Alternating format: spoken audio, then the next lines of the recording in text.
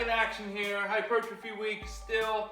Doing a little chest, upper body, push action, but you know the deal, it always is a full body. So let's start. Band pass-throughs. Opening up the shoulder. Pull that band apart. Press your shoulders up and around. Pulling that band apart even when it's in this position here. So pull apart, that's gonna activate some muscles. Don't go crazy, it's part of your mobility. It is not really an exercise to activate, so to speak. So we're gonna do 10 pass-throughs. Trying to increase that range each time.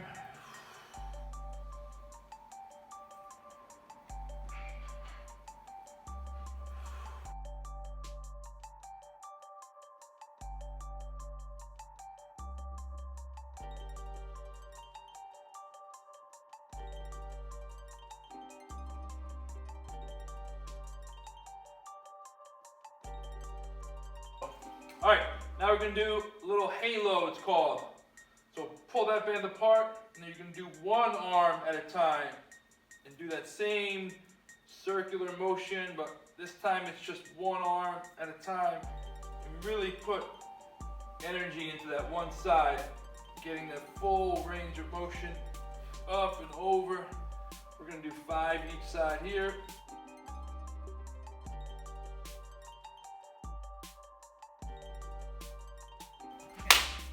Keep it real.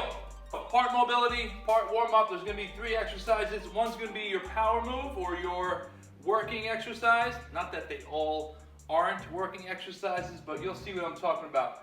First exercise, transverse bridge. Bear crawl position here, hands under your shoulders, knees under your hips.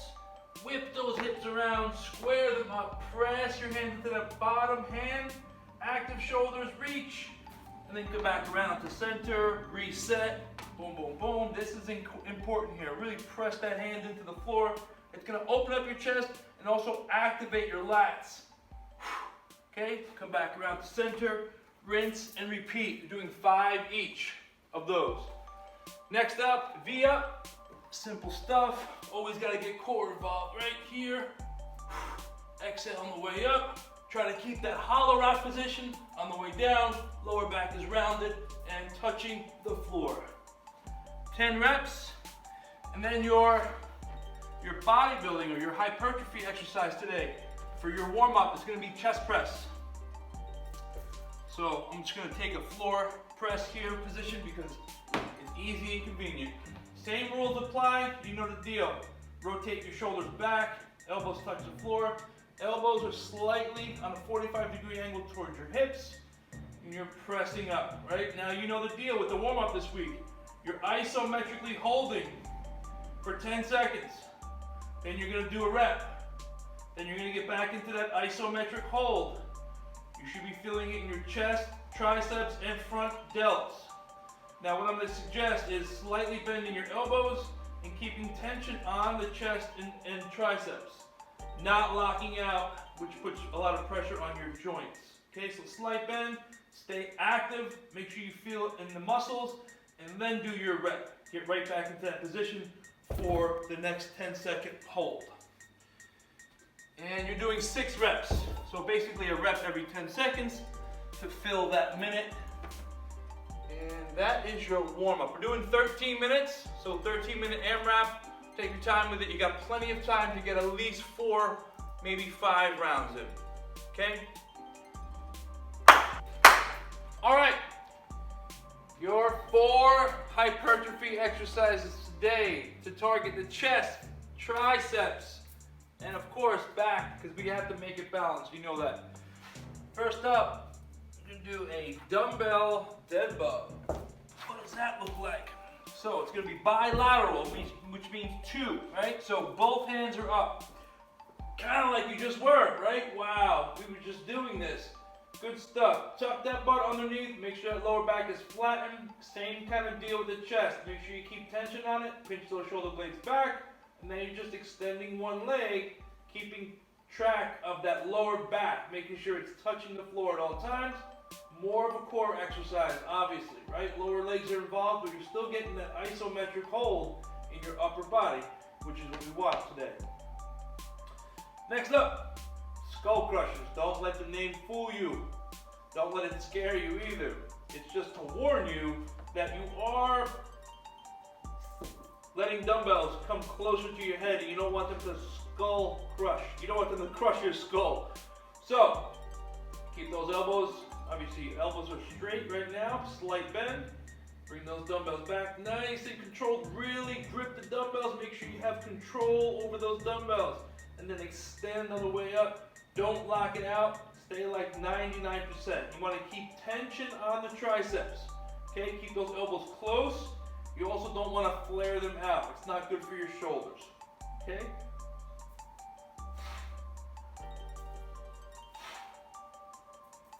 Good stuff. That actually felt good. I wanted to get a few extra reps in there.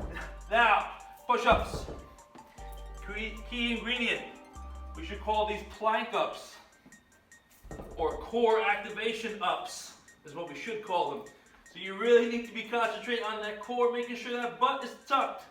Abs nice and tight, and don't push your head forward.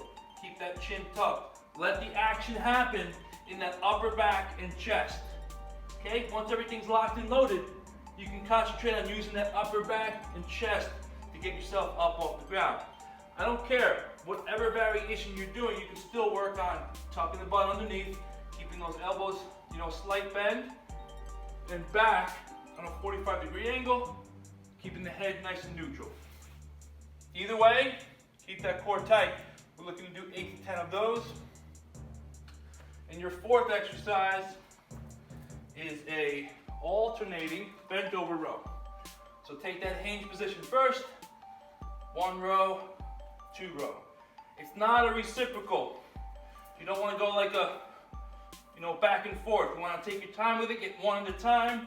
Once you get back to that center point, you can go into the next rep. Okay? Think about pulling low, and think about wrapping that elbow around your spine, not just pulling back. When you just pull back, chances are that the shoulder's tight, and you don't get that full activation of your back. Okay? I'm doing 12 of those, so that's 6 each. And we have a perfect amount of time to do 2 Tabatas back to back. So Tabata, 20 seconds of work, 10 seconds of rest, times 8 gives you about 4 minutes of work. Not about, it gives you 4 minutes of work. So we're gonna do 2 exercises, and you guys can choose which exercise you wanna do first. It doesn't really matter, but I'm gonna give you 2. Okay? So we're gonna run through 1, and then you're gonna go to the next. First one, easy breezy, mountain climbers. Protract that shoulders, those shoulders, press into the floor. Keep that hollow rock position, short reaction time. As soon as those toes touch, you're looking to bring those knees in, keep them up, high up off the ground. So that's 20 seconds of work, 10 seconds of work, 10 seconds of rest, times 8. You're next up. I got a challenge for you guys. We're gonna do some renegade rows. So assume that high plank position here. Open up your stance a little bit wider in shoulder width. It's going to give you more base of support. Squeeze your glutes. Keep the butt tucked underneath. You're doing a plank row. Yes, more rows. Don't want to do that too much. Fine, it's all good. Just do a regular here. Still pulling those elbows back. Okay? Or you can do a shoulder tap if you want. Shoulder, shoulder, shoulder, shoulder. Either one, that's 3 options for you guys for that second exercise. I'm cool with either one of them. It's gonna catch up because that rest time is very short. So your heart rate's gonna be up, and it's gonna be a nice little finish for you guys.